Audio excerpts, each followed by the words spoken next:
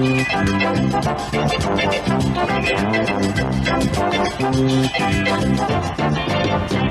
is another of the series entitled Vignettes of Early Radiation Workers, sponsored by the Bureau of Radiological Health.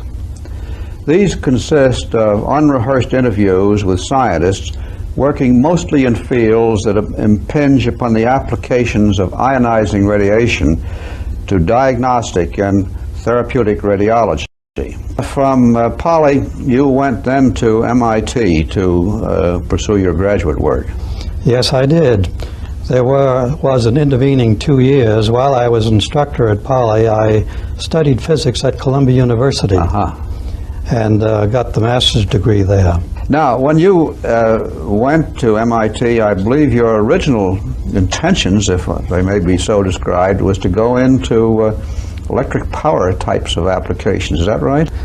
I came there primarily to become a good designer of high-power electrical machinery. However, in the process of looking for a doctorate thesis, I selected a suitable topic in my area and went to see Vannevar Bush. Bush heard me on my problem.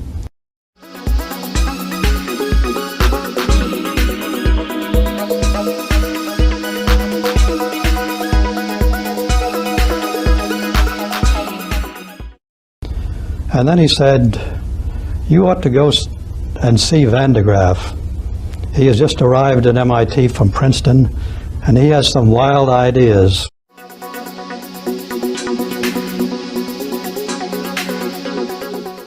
And I abandoned the design of electric machinery and began studying the insulation of high voltages in vacuum and the acceleration of heavy particles to high energies. He was brought to MIT after producing a model which went up to 1,000,000 volts. Actually, they were 2 500,000-volt generators looking at each other. This was a huge double electrostatic generator with spheres which were 15 feet in diameter, set on a textilite pedestal 25 feet high. 2 huge machines. One was to run positive and the other negative.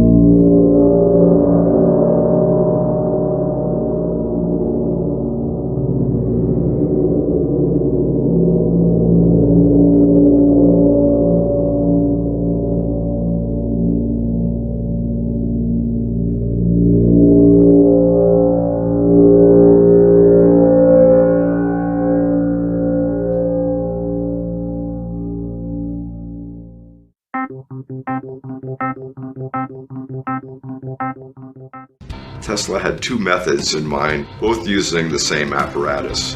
One would involve electrical current flowing through the Earth with a return path through the upper atmosphere.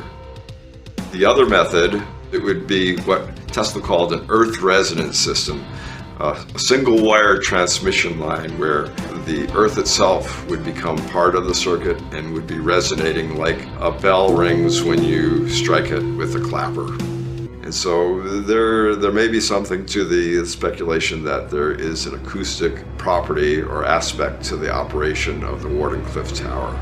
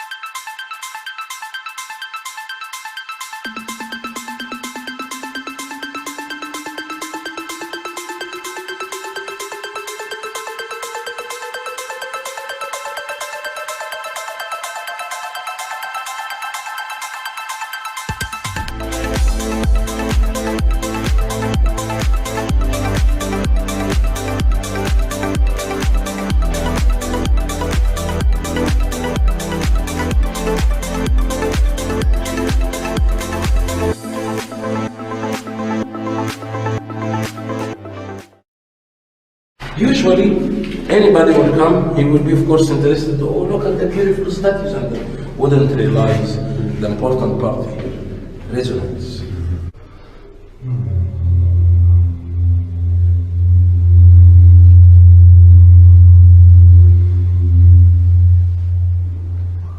The reflected sound wave reinforces itself. It gains power almost like a feedback loop. And it's quite an experience to be in the room and to do this. When the standing wave effect happens, you kind of lose all directionality for the sound. It seems like it's coming from everywhere. And you can feel your chest cavity just vibrate like a heavy bass line at a concert. It's frankly amazing.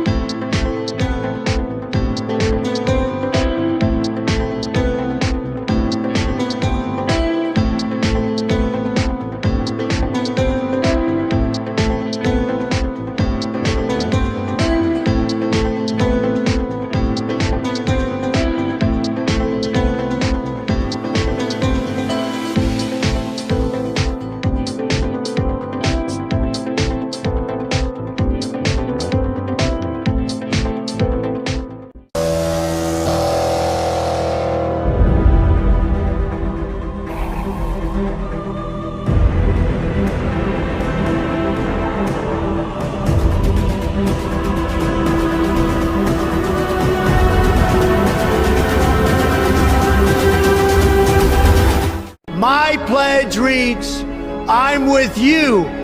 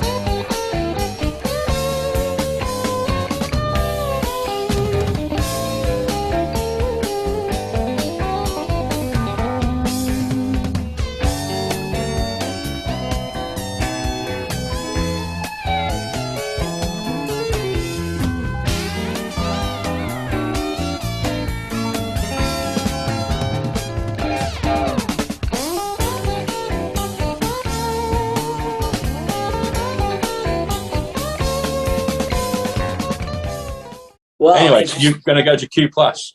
Right. So Q plus, that's also a topic brought up in the Trump time travel series. So first, I believe that the man that God gifted with knowing how to harness torsion field energy, which is 369, for time travel, would have used his discovery for the benefit of humanity. Sorry, Jetson. Let's pause 1 second. John Titor comes to 129 Judgment Day. Oh, sweet. There you go. Which is October 29.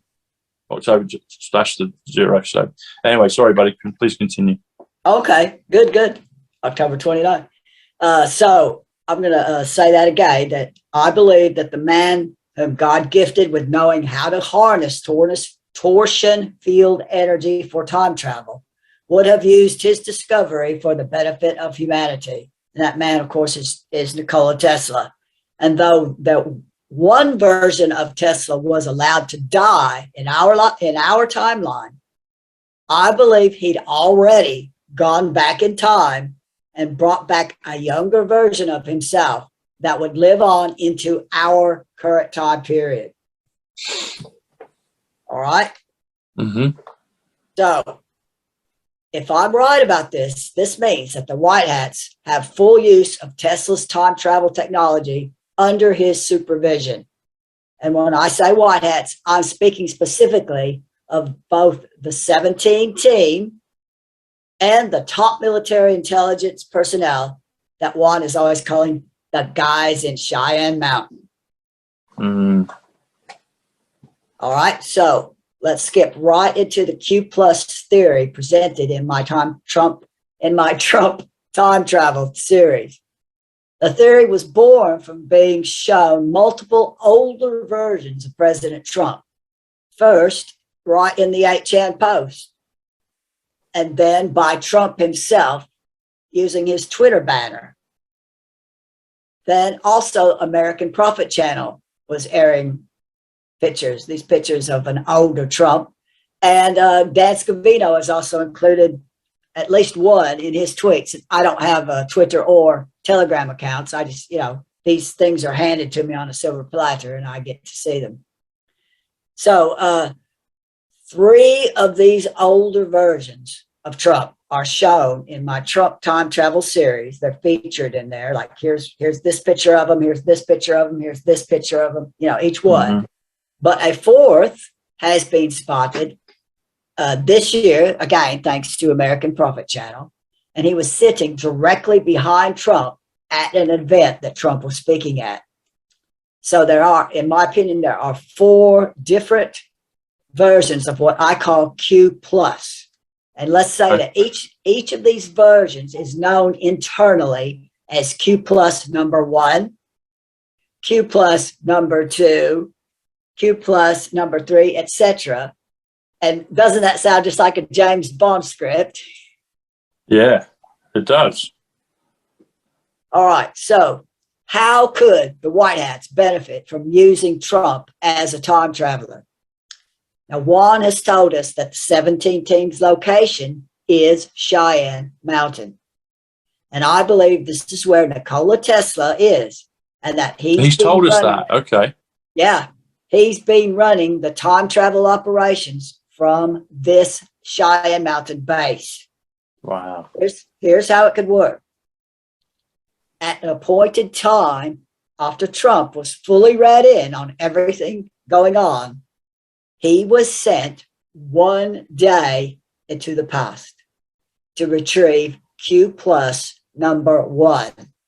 Is that clear? He's basically getting himself from yesterday, and then they bring, and he becomes Q plus number 1. They bring him into our timeline. All right? Huh. That makes sense? So he just goes back 1 day in time. Right, because that person, that version of Trump would have been read in on everything. They don't have to brief him. They can send him immediately for his mission. Okay. All right? And why is it just 1 day? Because, like I said, you don't want to go far back because he needs to know everything that Trump knows. Okay. So basically he's duplicating himself by going back 1 day. Right. Okay. Okay. So Q plus number 1 was then sent 1 day into the future. Huh. And that puts him into an ever so slightly different timeline. However, the intel he has is still completely relevant, because if you know anything about John Titor, he came from 2036 into our timeline, and it was like, 1% off from his, and that was enough to where everything that he knew would still be in place. Like it was still his grandfather that was involved in helping design the 5100 computer that he came to get. His parents still lived at the same place. It was, he was seeing himself as a 2-year-old playing in the what are those things called? They put playpen, whatever. You know what I'm talking about? Yeah. The crib thing. Yeah. So 1% is not enough to whack things out. You could still be intel that you had could still be completely relevant in that much of a shift. All right. So they took him from the day before, Q plus number 1. They sent him 1 day into the future, Which gives him obviously a slight edge. right? Well, what it does is it keeps him out of this timeline, so that he's not, because they're going to do this more than once. They need each of these ones to be in their own separate timeline. Yeah. So he's protected, but he's totally relevant as well. Right. Okay. So Q plus number 1 would then lived out 25 years in that slightly different future timeline to gather intel. He lived 25 years into the future to gather intel. He lived inside Cheyenne Mountain. He wasn't out and about being a real estate mogul. He was Trump with all the knowledge that Trump has, but he was living inside in Cheyenne Mountain because his assignment was to become a subject matter expert on one topic. So whatever that topic was, as he lived out his 25 years inside Cheyenne Mountain, top military intelligence were feeding him information on that one subject.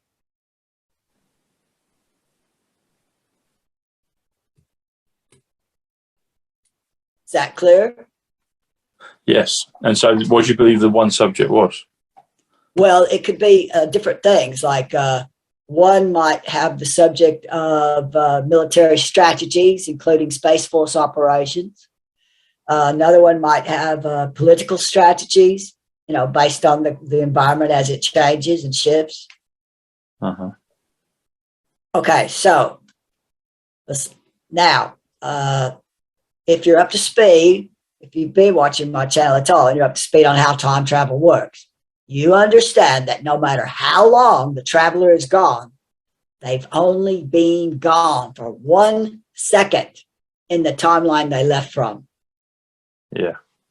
So when Q plus number 1's 25 years were up, he was sent back to our timeline.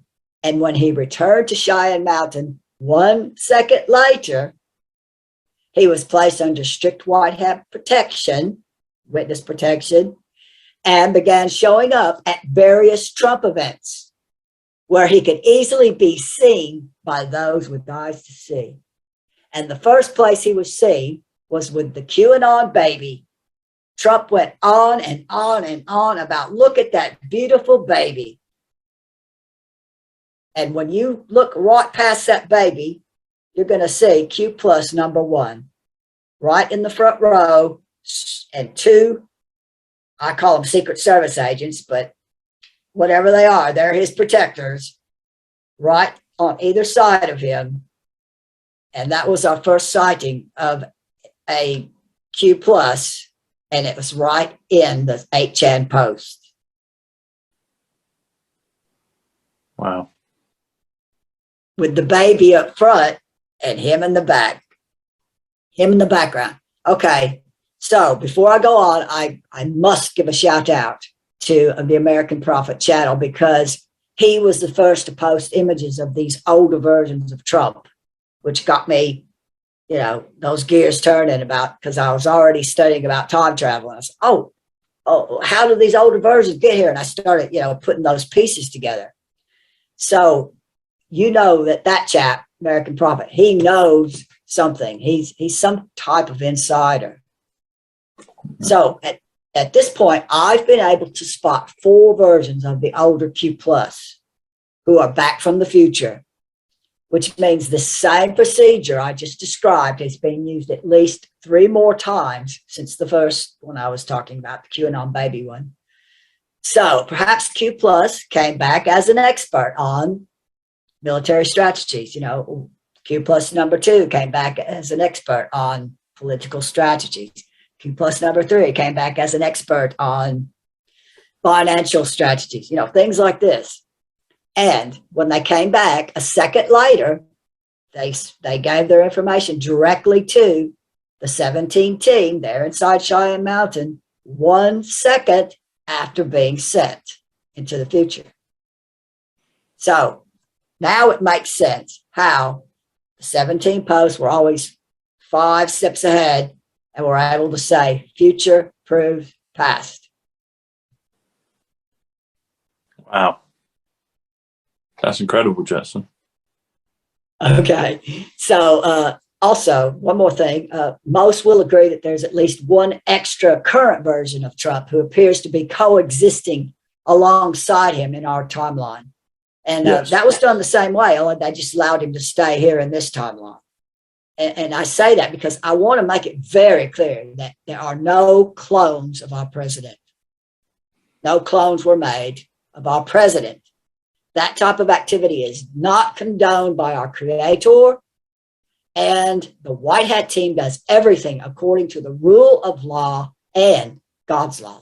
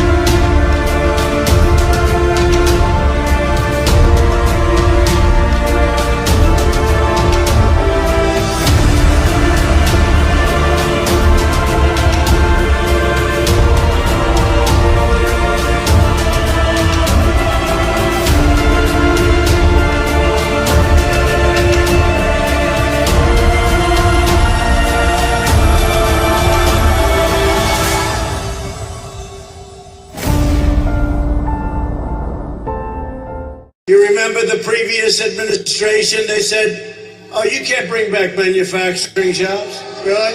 You can't bring back. That was wrong. Remember they said you'd need a magic wand. Well, I guess we have, right? You have a magic wand.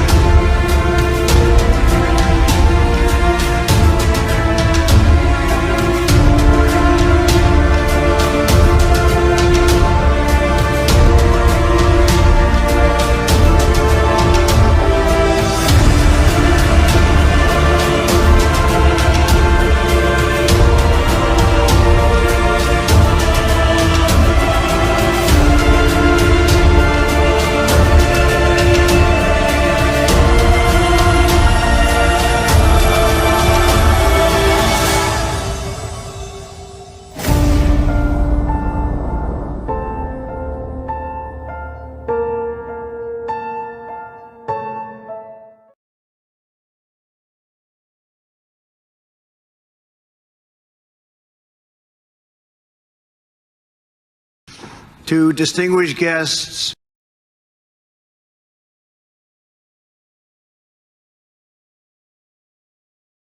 veterans, and my fellow Americans, we are gathered here on freedom's altar, and thousands sacrificed their lives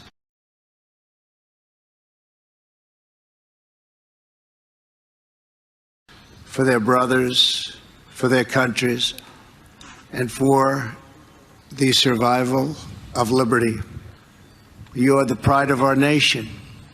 You are the glory of our republic. And we thank you from the bottom of our hearts.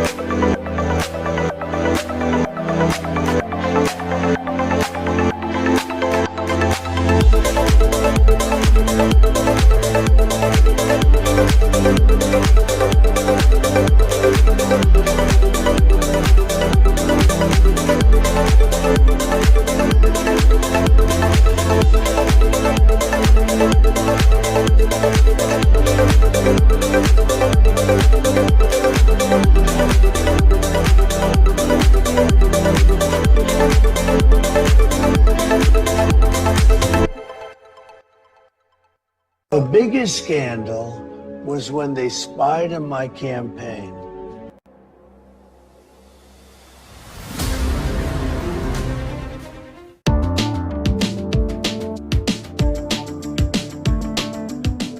Tesla gave you multi-phase power, he gave you AC power, the practical transmission of electrical power, the rotating electromagnetic field that made motors and generators possible. And so he literally helped you bring in the electrical 20th century.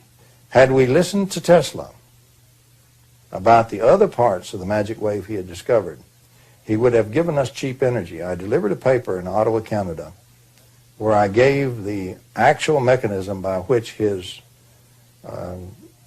amplified transmitter, his magnifying transmitter, actually worked. There are over 1,000 papers in the scientific literature that show that mechanism is real. It would have worked, and he could have given the world cheap energy. You could not, however, have had a power meter on that you sell it to folks. They could have tapped it cheaply and freely just for building the antennas and putting in the taps. And so the powers that be suppressed Tesla and Tesla's work because of the fact that he was going to get the power meter off of your power. He would have given you cheap energy and cheap power and clean power. He did give you radio, he gave you fluorescent lights, he gave you the things that made motors and generators, and he gave you the electrical 20th century. He would have given you a lot more, and so we're almost a century behind where we should be. That's the importance of Nikola Tesla. Tesla's advanced knowledge of the laws of electricity and magnetism, combined with his ability to put them into practice, gave him foresight into the next generation of electronics with regard to light and its structure. He was an ambitious man who was a great favorite in society, where he would show a light bulb in his hand burning without any electrical connection. Tesla said, "I could only achieve success in my life through self-discipline, and I applied it until my wish and my will became one."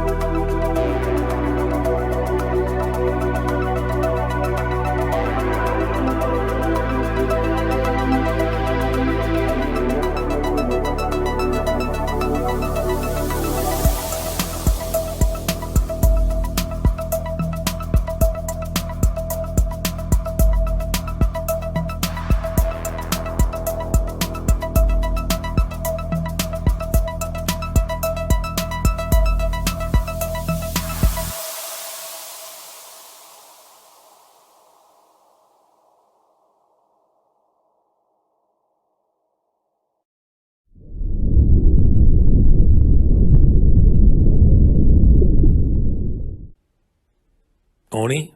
Oni, come back here. Oni, come back here. Oni, come back here.